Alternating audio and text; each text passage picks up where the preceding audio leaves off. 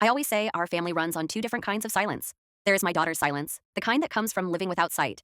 She listens to the world the way other children look at it, head tilted, fingers brushing the air as if sound itself had texture.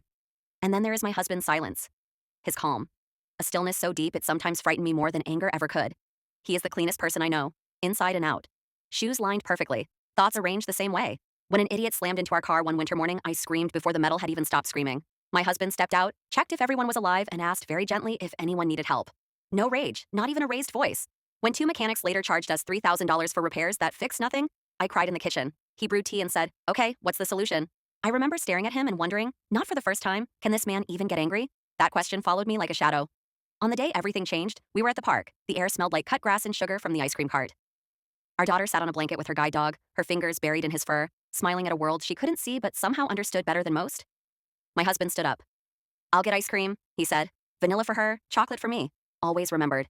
While he was gone, another family approached, a woman and her young son. The boy asked if he could cuddle the dog. I said yes. I always hope moments like that turn into something kinder, something normal. I even thought, maybe they'll talk to my daughter, play with her. The woman laughed and said they'd always wanted a dog but couldn't afford one. "This is a helping dog," I explained, "for my blind daughter." She leaned closer, squinting at my child's face. Then she winked, right in front of my daughter's eyes.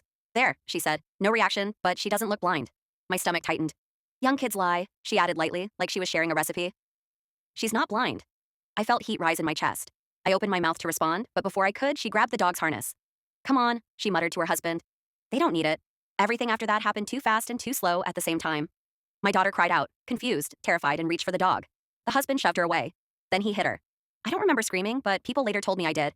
And then, there was a sound I had never heard before. A roar, not from an animal, from a man. My husband had seen everything. Ice creams fell to the ground, melting and forgotten. He sprinted toward us, the calm man, the solution finder, gone. He grabbed the man who had hit our daughter and threw him back like he weighed nothing. They fought, not wild, not sloppy, focused, furious. A storm that had been waiting years to break. I pulled my daughter into my arms, her face pressed into my chest, her hands shaking. She whispered, "Mama?" Like she needed permission to be scared.